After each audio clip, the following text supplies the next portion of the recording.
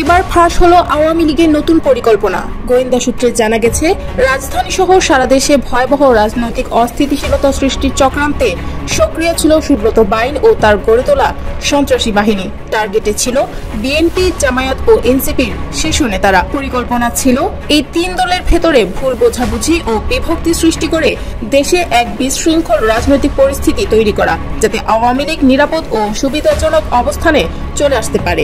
জিজ্ঞাসাবাদে উঠে আসে, দেশের বাইরে থাকা আওয়ামী লীগের শীর্ষ পর্যায়ের কয়েকজন নেতার নির্দেশ ও অর্থ সহায়তায় এই পরিকল্পনা সাজানো হয়। আড়ালে আরো একটা যে ঘটনা ঘটেছে, যেটা অনেকটা পর্দার আড়ালেই ছিল। ঘটনাটা খুবই গুরুত্বপূর্ণ, ঘটনাটা গুরুত্বের দিক থেকে বেশ ভয়াবহ ঘটনা। সেই ঘটনার পরিপ্রেক্ষিতে অনেক কিছু ঘটতে পারে, অনেক কিছু ঘটার ইঙ্গিত থাকতে পারে। ব্যাপারটা সামনে এসে গেছে। কি ঘটনাটা হচ্ছে রাজনীতি কাকে বলে, রাজনীতি কত প্রকার ও কি তা শিখিয়ে দিবে রুমিন ফারহানা আর মির্জা আব্বাসকে ডক্টর মোহাম্মদ ইউনূস। আমার মনে হয় খুব শীঘ্রই তাদের জন্য স্কুল খুলবে ডক্টর মোহাম্মদ ইউনূস। এই কথাগুলোর জবাব ডক্টর মোহাম্মদ ইউনূস জবান দিয়ে দিবে না, কাজ দিয়ে দিবে। শিবিরের ভাইদের বলবো, পাশাটা উদাম করে লাল বানাই দেবেন। এই নিকট অতীতে এই পর্যন্ত পৃথিবীতে এই ঘটনা ঘটে নাই। রাষ্ট্রীয়ভাবে ক্ষমা চাইতে হবে, এই বিচার কার্যের সাথে যারা ছিল তাদের সবার বিচার করতে হবে এবং ওই পরিবারকে যথাযথ ক্ষতিপূরণ দিতে হবে। এই যে সচিবালয় দেখেন ভাই, পাশার মধ্যে লাথিতে বার করে দেয় সচিবালয়, চাকরি নেওয়ার জন্য পোলাপান বসে আছে। বিএনপি আবার সত্যি প্রফেসর ইউনূসের পদত্যাগ চায়। নানান জল্পনা কল্পনা নাটকের অবসান ঘটিয়ে বিএনপি এবার সত্যি প্রফেসর ইউনূসের পদত্যাগ চায়। মুখ ফসকে বের হয়ে গিয়েছে। এর পরিপ্রেক্ষিতে আমরা ধরেন চাপের মুখে ডিসেম্বরে নির্বাচন দিয়ে দিল, বিএনপিতে খুশির বন্যা বয়ে গেল। ঠিক ওই মুহূর্তে জামাত আর এনসিপি যদি বলে আমরা নির্বাচন বর্জন করলাম, আমরা এখন নির্বাচন চাই না, আগে সংস্কার চাই, বিচার চাই, তারপরে নির্বাচন চাই, তাহলে কি হবে? আমাদের দেশটাকে হতে হবে অনেকটা ইসরায়েলের মতো। আপনি ইসরায়েলের একটা নেতাকে যদি মারেন, আপনার 10টা নেতাকে মেরে ফেলবে। জিয়া রহমানকে ইন্ডিয়া মারছে, এটা আমরা জানি। আমাদের উচিত ছিল ওই সময় ইন্ডিয়ার 10টা নেতাকে মেরে ফেলা। পিলখানা হত্যাকাণ্ড এবং জুলাই আগস্টের হত্যাকাণ্ড এবং আয়নাঘর প্রসঙ্গে ওয়াকার নিজে বুঝে গেছে যে সে কনভিক্টেড হবে এবং হাসিনার মৃত্যুদণ্ড হবে, ওয়াকারেরও মৃত্যুদণ্ড হবে। সম্মানিত দর্শক, আসসালামু আলাইকুম। নতুন একটা ভিডিওতে আপনাকে স্বাগতম। বাংলাদেশের চলমান রাজনৈতিক অবস্থা নিয়ে করা আমাদের আজকের ভিডিওতে অত্যন্ত গুরুত্বপূর্ণ তথ্য শেয়ার করা হয়েছে।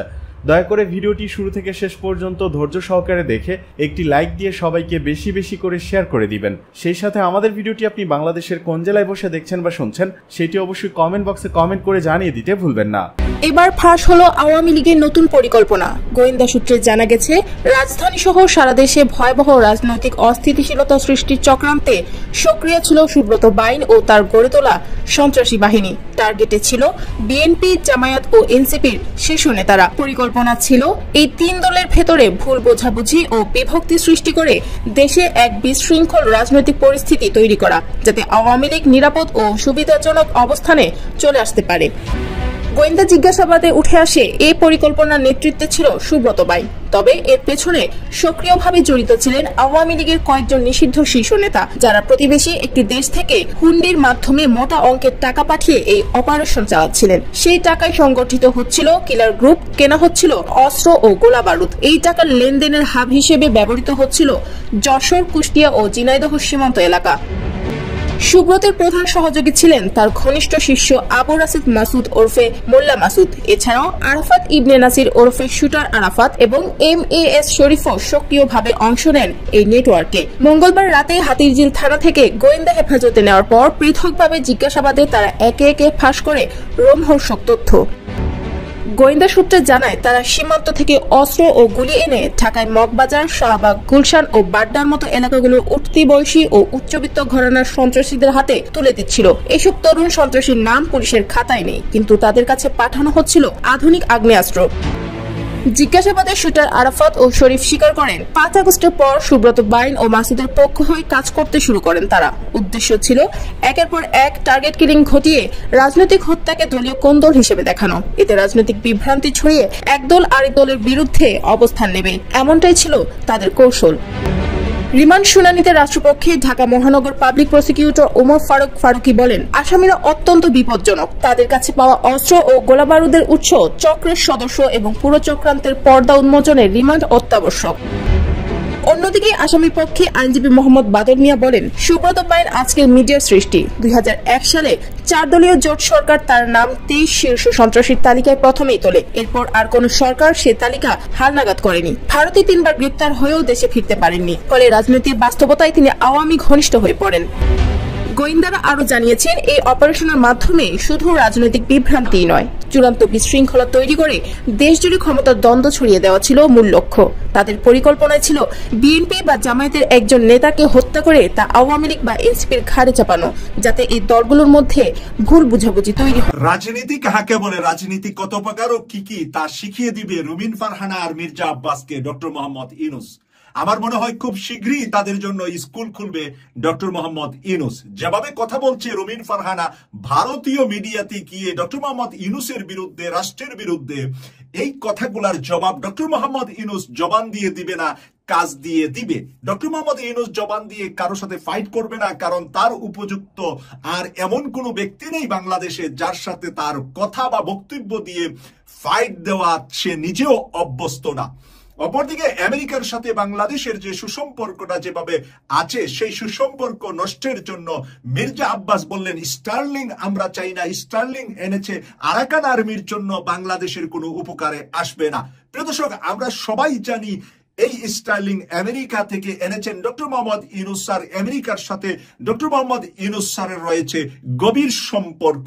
এই গভীর সম্পর্কের কারণে স্টার্লিং বাংলাদেশে এসেছে আধুনিক প্রযুক্তির সাথে আমরা যেন তাল মিলিয়ে ভারত, মায়ানমার সহ আশেপাশের আমাদের দুশ্মনদেরকে সহজে আমরা প্রতিরোধ করতে পারি।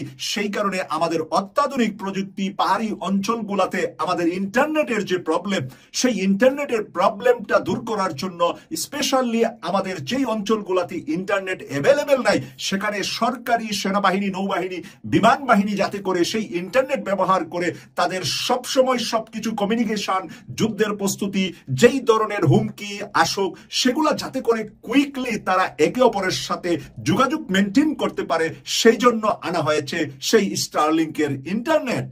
প্রিয় দর্শক, দুশ্মনী বা বিরোধী করার সময় আমাদের চিন্তা করতে হবে আমরা কার সাথে দুশ্মনী করছি আর কার সাথে বিরোধিতা করছি, কার সম্পর্কে কথা বলছি। এখন আর কথাটা ডক্টর মোহাম্মদ ইউনূসের সাথে রইল না, এটা চলে গেল আমেরিকার ইলন মাস্কের সাথে, এটা চলে গেল ডোনাল্ড ট্রাম্পের সাথে।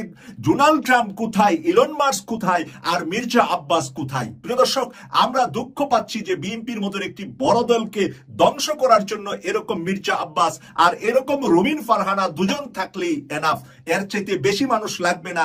এর মাঝে তো আভ্যন্তরীণ সমস্যার জন্য দুদুভাই সহ আরো কয়েকজন আছেন যারা বিভিন্ন সময় বিভিন্ন কথা বলে বাংলাদেশের মানুষকে উস্কিয়ে দিচ্ছেন। এখন ইলন মাস্কের স্টারলিং নিয়ে মির্জা আব্বাস গতকাল যে বক্তব্যটা দিয়েছেন, যে বক্তব্যের প্রধান অতিথি ছিলেন তারেক রহমান, যিনি আগামীতে বাংলাদেশের প্রধানমন্ত্রী হতে চান। প্রধানমন্ত্রী হওয়ার পরে সর্বপ্রথম সমর্থন কি ভারতের নিবেন না আমেরিকার নিবেন? আর আমেরিকার সমর্থন নিতে গেলে ইলন মাস্ক, যার নির্বাচনী ক্যাম্পিং এর প্রধান ব্যক্তি ছিলেন, আমরা ডোনাল্ড ট্রাম্পের নির্বাচনের সব ধরনের সবকিছুর প্রধানত ভূমিকা যিনি পালন করছেন, সেই ইলন মাস্ক হলেন স্টারলিং এর মালিক। আর ইলন মাস্কের কথা ছাড়া ডোনাল্ড ট্রাম্প শোনা যায় যে টয়লেটও যান না। ডোনাল্ড ট্রাম্পের যে কোনো কার্যক্রম, যে কোনো কিছুর সবকিছু যেন ইলন মাস্কের হাতে কলমে লিখার ভিতরেই ডোনাল্ড ট্রাম্প সব বাণিজ্য সবকিছু করে থাকেন। আমেরিকার বাণিজ্যের বেলায় নয়, বিশ্বের বাণিজ্যের মার্কেটে ইলন মাস্কের স্টারলিংকের কত কিছু। প্রিয় দর্শক, সেই ইলন মাস্কের বিরুদ্ধে মির্জা আব্বাসের মতন বিড়াল যদি বলে জঙ্গলের ভাগকে, এই ভাগ তোর মতন তো আমিও মেও আর ফুট করতে পারি, তাহলে বিড়ালের সাথে যেরকম ভাগের যায় না, বিড়াল যেরকম বাঘের ধারে কাছে নয়, ওরকম বাংলাদেশের একজন ফুটপাতের ছোটখাটো ব্যবসায়ী যদি মনে করে বাংলাদেশের কোন শীর্ষ ব্যবসায়ীর সাথে কন্টেস্ট করবে, আর বাংলাদেশে বসে মির্জা আব্বাস ইলন মাস্কের মতন ব্যবসায়ীকে অপমানজনক কথা বলা এবং এর খেসারত বিএনপিকে কতটুকু দিতে হবে, সেই ভয়টা আমি পাচ্ছি। আপনারা পাচ্ছেন কিনা? আপনারা আপনাদের মতামতটা আপনাদের মতো করে কেটিভি 24 এর কমেন্টস করে লিখবেন।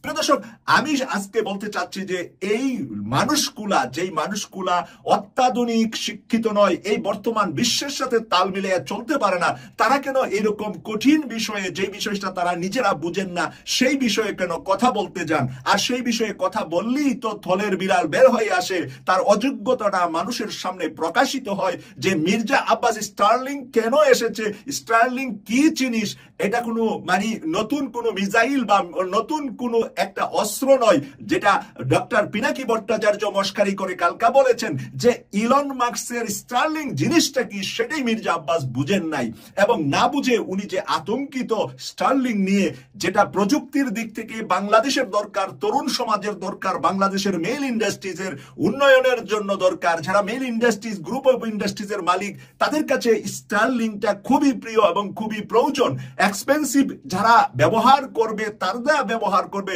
এটা সাধারণ সকল মানুষের জন্য ব্যবহার করতে হবে। তো এটা বাধ্য নয় যে বাংলাদেশের প্রত্যেকটা জনগণ স্টারলিং ব্যবহার করতে বাধ্য, সরকার চাপিয়ে দিয়েছে এত টাকা দিতে হবে মাসে, এমনটা তো নয়।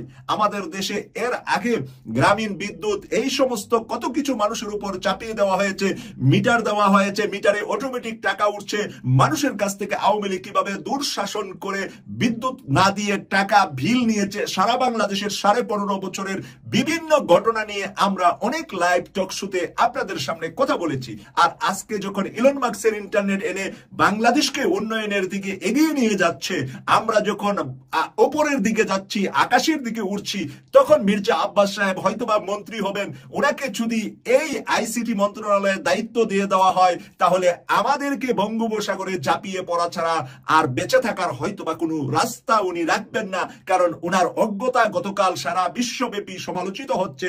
বাংলা মিডিয়ায় যারা আমরা কথা বলছি সব জায়গা থেকে মির্জা আব্বাসের এই অযোগ্যতা নিয়ে কথা উঠছে।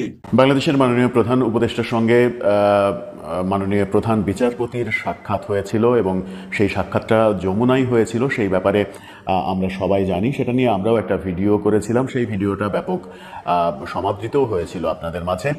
সেরকম পরিস্থিতির আড়ালে আরও একটা যে ঘটনা ঘটেছে যেটা অনেকটা পর্দার আড়ালেই ছিল। ঘটনাটা খুবই গুরুত্বপূর্ণ, ঘটনাটা গুরুত্বের দিক থেকে বেশ ভয়াবহ ঘটনা। সেই ঘটনার পরিপ্রেক্ষিতে অনেক কিছু ঘটতে পারে, অনেক কিছু ঘটার ইঙ্গিত থাকতে পারে, এবং বাংলাদেশের সামনে পরিস্থিতি যে খুব একটা মসৃণ নয়, জটিল পরিস্থিতি তৈরি হতে যাচ্ছে, সেই ঘটনার মধ্য দিয়ে ব্যাপারটা সামনে এসে গেছে। কি ঘটনাটা? ঘটনাটা হচ্ছে প্রধান উপদেষ্টার সঙ্গে মিটিংয়ের পর প্রধান বিচারপতি মহামান্য রাষ্ট্রপতির সঙ্গেও মিটিং করেছেন, বঙ্গভবনে গিয়েছেন, এমন খবর এসেছে। কেন বঙ্গভবনে গেলেন প্রধান বিচারপতি, কি এমন সংকট তৈরি হলো, সেই আলোচনাই করবো এই ভিডিওতে। থাকবেন পলিটিক্স টিভির নিয়মিত আয়োজনে।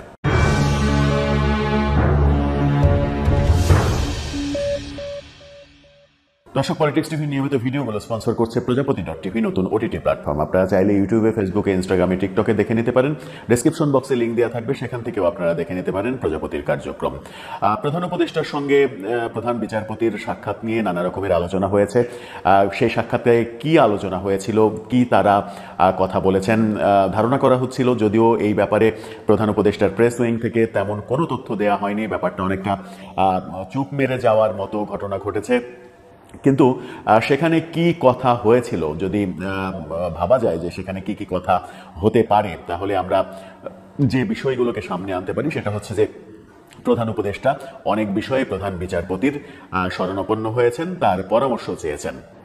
হতে পারে সেটা প্রধান উপদেষ্টার চলমান কর্মকাণ্ড নিয়ে তাকে হয়তো জিজ্ঞাসাবাদ করেছেন যে যেগুলো কাজ করছেন সেই কাজগুলো ঠিক আছে কিনা, বৈধ হচ্ছে কিনা, কিংবা আগামীতে এই সরকারে তিনি থাকবেন কি থাকবেন না, কিংবা সরকার পুনর্গঠনে কোনো প্রয়োজন হলে কোন পথে যেতে হবে সেই ব্যাপারে নিশ্চয়ই পরামর্শ নিয়েছেন।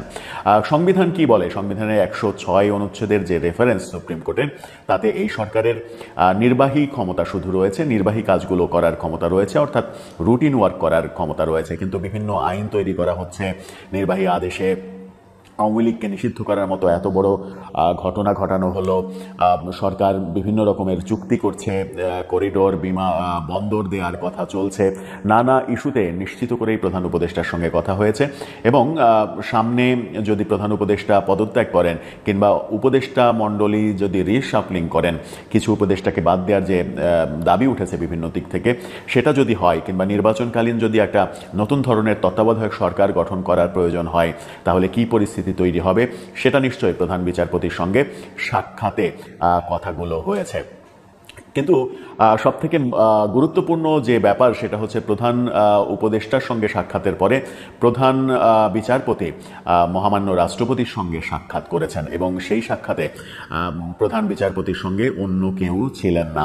প্রধান উপদেষ্টার সঙ্গে সাক্ষাতে আইন উপদেষ্টা থাকলেও রাষ্ট্রপতির সঙ্গে সাক্ষাতে প্রধান বিচারপতির সঙ্গে কেউ ছিলেন না, এমন তথ্যই পাওয়া যাচ্ছে। তাহলে রাষ্ট্রপতির সঙ্গে কি আলোচনা থাকতে পারে প্রধান বিচারপতির? কি এমন সংকট তৈরি হচ্ছে? সামনে কি জরুরি অবস্থার মতো প্রসঙ্গ তৈরি হতে পারে? কিংবা সেনাবাহিনীর সঙ্গে সরকারের যে দূরত্ব তৈরি হয়েছে তাতে করে অনেকে সেনা শাসনের কথা ভাবছেন, বলছেন, যদিও সেনাবাহিনী তরফ থেকে বারবার বলা হচ্ছে যে তারা বাংলাদেশের রাষ্ট্র ক্ষমতা নিতে আগ্রহী না, সেরকম কোনো সিদ্ধান্ত সেনাবাহিনীর নেই। তারপরেও বহু কিছু আলোচনা হচ্ছে।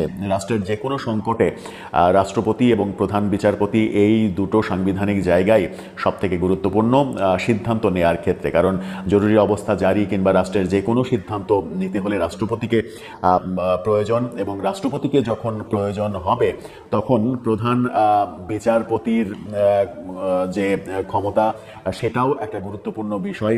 রাষ্ট্রপতি না থাকলে পরবর্তী রাষ্ট্রপতি হিসেবে কে দায়িত্ব নেবেন, সংবিধানে সেই প্রসঙ্গ রয়েছে। স্পিকার দায়িত্ব নেবেন। এখন সংসদে স্পিকার, সংসদ যেহেতু নেই, সংসদ ভেঙে দেওয়া হয়েছে, স্পিকারও নেই।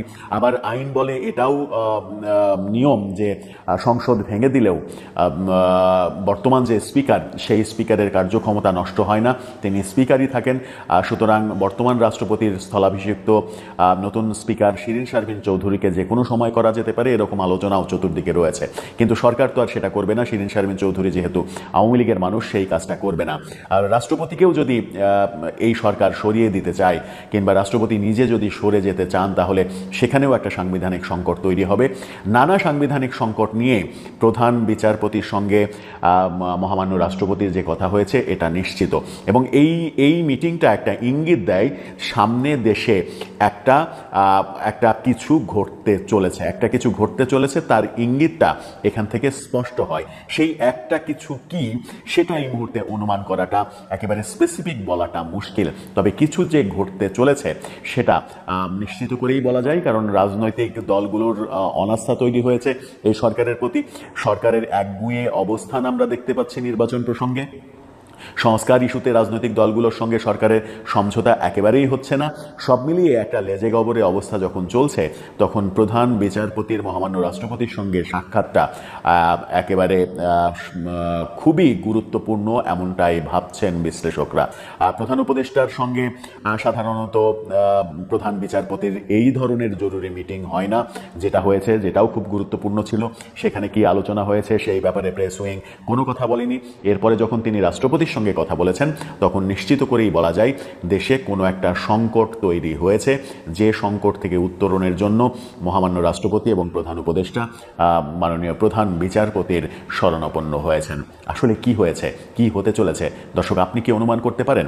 পারলে আমাদের কমেন্ট বক্সে জানাতে পারেন আপনার কমেন্ট হিসেবে। ধরেন চাপের মুখে ডিসেম্বরে নির্বাচন দিয়ে দিল, বিএনপিতে খুশির বন্যা বয়ে গেল। ঠিক ওই মুহূর্তে জামাত আর এনসিপি যদি বলে আমরা নির্বাচন বর্জন করলাম, আমরা এখন নির্বাচন চাই না, আগে সংস্কার চাই, বিচার চাই, তারপরে নির্বাচন চাই, তাহলে কি হবে? প্রিয় সমাবেশ, অতীতে বিভিন্ন সময় এই বাংলাদেশে তত্ত্বাবধায়ক সরকার নিরপেক্ষ নির্বাচন অনুষ্ঠিত করেছে, এবং প্রত্যেকটি ক্ষেত্রে আমরা দেখেছি তত্ত্বাবধায়ক সরকার 3 মাসের মধ্যেই সফলভাবে জাতীয় নির্বাচন অনুষ্ঠান সম্পন্ন করেছে। সুতরাং অতীতেই বাংলাদেশে রেকর্ড রয়েছে 3 মাসের মধ্যে জাতীয় নির্বাচন অনুষ্ঠিত করা সম্ভব। কিন্তু আজ আমরা দেখছি 10 মাস পার হয়ে গেল, অন্তর্বর্তীকালীন সরকার নির্বাচনের দিনক্ষণ ঘোষণা করছে না। আসসালামু আলাইকুম। বাংলাদেশে শুনছেন আপনারা সবাই, শুনছেন ওনার কথা। অতীতে উনি দেখছে, আসলে হয়েছে কি জানেন, ওই যে চুন খায়া মুখ পড়লে দই দেখলে ভয় লাগে, ব্যাপারটা এরকম হয়ে গেছে। উনি যেটা বলছে সত্যি কথা। তো অতীতের সরকার দেখছে, তো 111-এর সরকার উনি দেখছে না, খুব কাছাকাছি থেকে দেখছে তো উনি, তাই না? ওনার উপর দিয়ে যে কি ঝড় ঝাপটা গেছে উনি দেখছে, যার জন্য না ভয় ঢুকে গেছে ওনার ভিতরে। হ্যাঁ, ওনার ভিতরে ভয় ঢুকে গেছে। এখন ওই দইটাকেও চুন মনে হইতেছে, মানে ইউনূস স্যারের প্রতি ওনার ভয়। দেখেন উনি এত বড় একজন নেতা, হ্যাঁ, ওনার সম্বন্ধে বলার যোগ্যতা আমার নাই, তারপরও একটুখানি বলি, অতীতের কোন সরকারের সাথে সরকারের মিল খুঁজেন কেন? আপনারাই বলেন, কোন মিল আছে বলেন? অতীতে আমাদের দেশে এই স্বাধীনতার পর না, গত 100 বছরের ইতিহাসে আমাদের দেশে মানে 47 থেকে আপনি হিসাব করে আসেন, কাউরে পালাইতে দেখছেন বলেন তো? যে কোন দেশের রাজা পালায়া গেছে বা রানী পালায়া গেছে হেলিকপ্টারে কইরা বা লঞ্চে কইরা বা ট্রেনে কইরা দেখছেন? দেখেন নাই। এই সরকারের সাথে অতীতের ওই যে তত্ত্বাবধায়ক সরকার, ওদের সঙ্গে মিলাইলে কেমন জানি লাগে। অতীতে যত সরকার ছিল ওইখানে তো ডক্টর মোহাম্মদ ইউনূস স্যার ছিল না, এইটুকুই তো এনাফ, তাই না? ডক্টর মোহাম্মদ ইউনূস স্যার ছিল না, এইটুকুই এনাফ। বাইরে আর বোঝার কি দরকার আছে? সালাউদ্দিন সাহেবেরও বক্তৃতা শুনলাম, উনি আজকে কিন্তু আওয়ামী লীগকে ধুইছে রে ভাই। হ্যাঁ, প্রাক্তন প্রধানমন্ত্রী শেখ হাসিনার একদম ধুয়ে দিছে। দেশের কত কোটি লক্ষ টাকা লুটপাট হয়েছে, খুন খারাপি হয়েছে, সব তুইলা ধরছে আজকে, সব তুইলা ধরছে। আপনারা যারা বলেন যে আওয়ামী লীগের সাথে ওনার খুব মিল মহব্বত, উনি র এজেন্ট হইলে আর মিল মহব্বত থাকলে এভাবে বলতো না এভাবে ভাই, এটা বুঝতে হবে। কিন্তু মুশকিল হয়ে গেছে কি জানেন, মানুষ খুব চালাক, হ্যাঁ মানুষ খুব চালাক, সব বুঝা ফেলায়। দেখেন আজকে দুপুরে উনি এটা বলছে, মানে আওয়ামী লীগকে বকাঝকা করছে, আওয়ামী লীগের দুশ্চরিত্রটা তুইলা ধরছে মানুষের সামনে, এই যে আজকের মিটিং এ অনেকক্ষণ। কিন্তু গতকালকে রাত্রে প্রধানমন্ত্রী শেখ হাসিনা, উনি প্রধানমন্ত্রী দাবি করে এখনো প্রধানমন্ত্রী শেখ হাসিনা এই প্রথম গত 10 মাসে বিএনপি বদনাম করছে। আপনারা ওনার অডিও কলটা শুনবেন, ওই যে আরাফাতের ওইখানে। কোন আরাফাত চিনতে পারছেন? ওই যে হিরো আলমের সাথে যে নির্বাচন করছিল ওই আরাফাত, হ্যাঁ ওই আরাফাত আমার মনে হয় লেখা টেখা দেয়, নাইলে উনি কিন্তু তোতলাই নাই। এই যে অডিও কল যত অনেক লম্বা কিন্তু ভাই, একবারও তোতলাই নাই। এবং মাঝে মাঝে না পৃষ্ঠা উল্টো এবার আওয়াজ পাওয়া যায় মনে হয় লিখিত, আর এই লিখিতটা আরাফাতের হইতে পারে মনে হয়, আমার মনে হয় সত্য নাও হইতে পারে। কিন্তু উনি কিন্তু কালকের ওনার যে লেকচার, মানে ওনার যে ভাষণ, অডিও ভাষণ, শেখ হাসিনা বিএনপি কে একদম টার্গেট করে কথা বলছে। গত 10 মাসেই প্রথম। আবার আজকে দেখলাম এই যে সালাউদ্দিন সাহেব আওয়ামী লীগের বদনাম করতেছে। দেখেন, মানে আমি তোমার বদনাম করুন, তুমি আমার বদনাম করবা, এতে সবাই বুঝে নিবে যে আমাদের কোনো সম্পর্ক নাই। এরকম কিছু কি? এরকম প্রশ্ন আসতেই পারে। যে যেভাবে বুঝা নিয়েন, বুঝলে বুঝপাতা, না বুঝলে তেজপাতা। পিলখানা হত্যাকাণ্ড এবং জুলাই আগস্টের হত্যাকাণ্ড এবং আয়নাঘর প্রসঙ্গে ওয়াকার নিজে বুঝে গেছে যে সে কনভিক্টেড হবে এবং হাসিনার মৃত্যুদণ্ড হবে, ওয়াকারেরও মৃত্যুদণ্ড হবে। আপনার কি মনে হয় যে গত 3-4 দিনের ওয়াকার যে ড্রামা তৈরি করার চেষ্টা করছে ডক্টর খলিলকে নিয়ে, করিডোর নিয়ে, চিটাগং পোর্ট নিয়ে, আসল কাহিনী কি? তার নামটা নিজেকে এই হত্যা মামলা, এই অভিযোগ থেকে নিজেকে দূরে সরানোর জন্য, যান বাঁচানোর জন্য, ভারতকে মুক্ত করার জন্য, নাকি আপনার কাছে অন্য কিছু মনে হয়? আমার কাছে মনে হয় তারা প্রথম যেটা মনে হয় তারা ভারতের স্বার্থকে রক্ষা করার চেষ্টা করতেছে। ভারতের কাছে কিন্তু ওয়াকার কিছুই না, ওয়াকার ইজ অ্যানাদার পন টু ভারত। কথা বুঝছেন? তারা একজনকে ইউজ করবে, আজকে ওয়াকারকে ইউজ করবে, কালকে আরেকজনকে ইউজ করবে। আজকে ওয়াকারকে লাঠি মেরে ফেলে দিবে, যতই এখন ওয়াকার মনে করি। যেমন আপনার লন্দিদুজির কথা মনে আছে, আপনি যদি হিস্ট্রি দেখেন, যতদিন পর্যন্ত লন্দিদুজি ছিল তারা ইয়ে করছে, পরে লন্দিদুজি দিল্লি শহরের মধ্যে ভিক্ষা করে চলছে, তখন তারা জিজ্ঞাসা করেন লন্দিদুজি কে। এটা হলো ইন্ডিয়ার চাণক্য নীতি। ইন্ডিয়াকে বুঝতে হলে তার আপনাকে চাণক্য সম্বন্ধে পড়তে হবে, চাণক্য নীতি সম্বন্ধে পড়তে হবে। যারা এগুলো না পড়ে বুঝে তারা ইন্ডিয়াকে বুঝবে না। হ্যাঁ, তো ওয়াকার হলো একটা পণ ছাড়া কিছুই না। ওয়াকার নিজের জীবনকে রক্ষা করার চেষ্টা করতেছে, ওয়াকার মনে করতেছে যে ওয়াকারকে ভারত সেভ করবে। কিন্তু আমি আপনাকে বলে দিচ্ছি, যখন ওয়াকারকে দেখবে যে ইউজলেস, তাদের আর কোনো কিছু হবে না, তখন ইন্ডিয়াই তাকে লাঠি মেরে ফেলে দিবে। আপনি কি এটা বিশ্বাস করেন যে হাসিনাকে জীবিত অবস্থায় ভারত থেকে বের হতে দেওয়া হবে না? আমি বিশ্বাস করি যে ভারত কখনোই হাসিনাকে বাংলাদেশের কাছে হস্তান্তর করবে না। কারণ করলে হবে কি, হাসিনার মুখ থেকে অনেক কথা বেরিয়ে আসবে এবং সেটা ভারতের বিপক্ষে চলে যাবে। সুতরাং ওই পর্যায়ে যাওয়ার আগে হাসিনার, যেমন গাজী গোলাম মোস্তফাকে অ্যাক্সিডেন্ট করে মেরে ফেলছিল ইন্ডিয়াতে, ওই যে সমগ্র সম্পত্তি নিয়ে একটা ট্রাক দিয়ে হিট করে সমগ্র সম্পত্তি ভারত নিয়ে গেছে, রাইট। ওই হাসিনাকেও দেখবেন মেরে ফেলবে ওরাই, দায় দেওয়ার চেষ্টা করবে ইউনূস সরকারের কাছে, বাট মারবে তারা কেন? তাদেরকে প্রোটেক্ট করতে হবে। কারণ ইন্ডিয়া, আপনি বুঝতে হবে, ইন্ডিয়া বাংলাদেশের ভিতরে যা করছে, আমি একটা কথা বলি, আপনি কিছু মনে করেন না কথাটা, আমাদের দেশটাকে হতে হবে অনেকটা ইসরায়েলের মতো। আপনি ইসরায়েলের একটা নেতাকে যদি মারেন, আপনার 10টা নেতাকে মেরে ফেলবে। জিয়া রহমানকে ইন্ডিয়া মারছে, এটা আমরা জানি। আমাদের উচিত ছিল ওই সময় ইন্ডিয়ার 10টা নেতাকে মেরে ফেলার, কারণ আমরা এটা করি নাই। আমরা সেটা আমি আপনার সাথে একমত। আল্লাহ তাআলা কিন্তু করেছেন। আল্লাহ তাআলা ইন্দিরা গান্ধীকে মেরে ফেলছে, এক ইন্ডিয়ান লোককে দিয়ে ইন্দিরা গান্ধী খতম করে দিয়েছেন, যেহেতু আল্লাহ তাআলা বুঝতে পারছে যে বাঙালির মধ্যে এত গাদ্দার আছে, বাঙালি দিয়ে কিছু হবে না। হ্যাঁ, কিন্তু আল্লাহ তাআলা জিয়া রহমানকে মারা দেন নয়। জিয়া রহমান কিন্তু আল্লাহ তাআলা অত্যন্ত আমি কিভাবে আপনাকে বলবো, আমি এটা তারিক সাহেবকে বলেছিলাম যে জিয়া রহমানকে আল্লাহ তাআলা কতটা ভালোবাসতেন, এটা আমি আরেকদিন আপনাকে আমার সাথে সুযোগ হলে বলবো আপনাকে, যে কেন আমি বিশ্বাস করি, এবং আমি এটা আপনার প্রমাণ সহই বলবো আপনাকে। এটার আমি কোনো লুকিয়ে ছাপিয়ে কথা বলবো না। হ্যাঁ, যেটা সত্যি। আপনি কি মনে করেন এই মুহূর্তে সালাউদ্দিন, তারপরে মির্জা ফাক, তারপরে গোরখদক আব্বাস এবং বিএনপির যত নেতৃত্ব ডক্টর খলিলুর রহমানকে বাংলাদেশ থেকে পদত্যাগ করার কথা বলছে, তার সম্পর্কে মিথ্যা কথা বলছে, যত মিথ্যা রটনা করানোর চেষ্টা করছে, এর পিছনের অবজেক্ট একটা, কারণ ভারত খলিলুর রহমানের মতো যোগ্য একজন দেশপ্রেমিককে হ্যান্ডেল করতে পারছে না। এটাই হলো কথা। এবং এইখানেই আমি রিকোয়েস্ট করবো ছাত্র জনতাকে এগিয়ে আসার জন্য, এবং এই দেশপ্রেমিক ইউনূস সাহেবকে ধরে রাখতে হবে, দেশপ্রেমিক খলিল ভাইকে ধরে রাখতে হবে, এবং তার সাথে আরো যারা দেশপ্রেমিক আছে তাদেরকে ধরে রাখতে হবে। এবং আপনারা যারা আছেন, আপনারা যারা ইউটিউবে নানাভাবে দেশকে ইয়ে করতেছেন, কারণ বাংলাদেশ এখন ইয়েলো মিডিয়ায় ভরে গেছে, আমি জনগণকে রিকোয়েস্ট করবো, যদি পত্রিকা পড়তে হয় শুধু আমার দেশ পড়বেন। কিছু উপদেষ্টা আমাকে শপথ গ্রহণে বাধা দিচ্ছে, অভিযোগ ইশরাকের। বাংলাদেশ জাতীয়তাবাদী দল বিএনপি নেতা ইশরাক হোসেন বলেছেন, বর্তমান অন্তর্বর্তীকালীন সরকারের কয়েকজন উপদেষ্টা এবং প্রশাসনের কিছু কর্মকর্তার পক্ষপাত দুষ্ট আচরণে আমার শপথ গ্রহণে বাধা দেওয়া হয়েছে। তারা কেবলমাত্র আমি বিএনপির মনোনীত প্রার্থী বলেই আমার প্রতি বৈষম্য করেছে, এটি আবারও প্রমাণিত হলো। তিনি আরো বলেন, আমরা বিএনপি আইনের শাসনে বিশ্বাসী, আমাদের প্রতিটি পদক্ষেপ আইনসম্মতভাবে গ্রহণ করেছি এবং দেশের আইনের প্রতি শ্রদ্ধাশীল থেকেছি, কিন্তু সরকারের কিছু উপদেষ্টা ও প্রশাসনিক কর্মকর্তারা প্রকাশ্যই বৈষম্য করেছে। ইশরাক জানান, নগরবাসী টানা 2 সপ্তাহ ধরে আন্দোলন করছে। ঝড় বৃষ্টি রোদ তাপ উপেক্ষা করে এই আন্দোলনের পাশাপাশি দেশের সর্বোচ্চ আদালতের রায় এবং পর্যবেক্ষণের মাধ্যমে আমাকে মেয়র হিসেবে ঘোষণা করা হয়েছে। এর মাধ্যমে আইনের শাসন প্রতিষ্ঠিত হয়েছে। তিনি বলেন, নির্বাচন কমিশনের গ্যাজেট প্রকাশের পরপরই আমার শপথ অনুষ্ঠান হওয়ার কথা ছিল, যেহেতু আপনারা তা করেননি, এখন আদালতের নির্দেশনা অনুযায়ী যত দ্রুত সম্ভব শপথ গ্রহণ অনুষ্ঠান সম্পন্ন করতে হবে।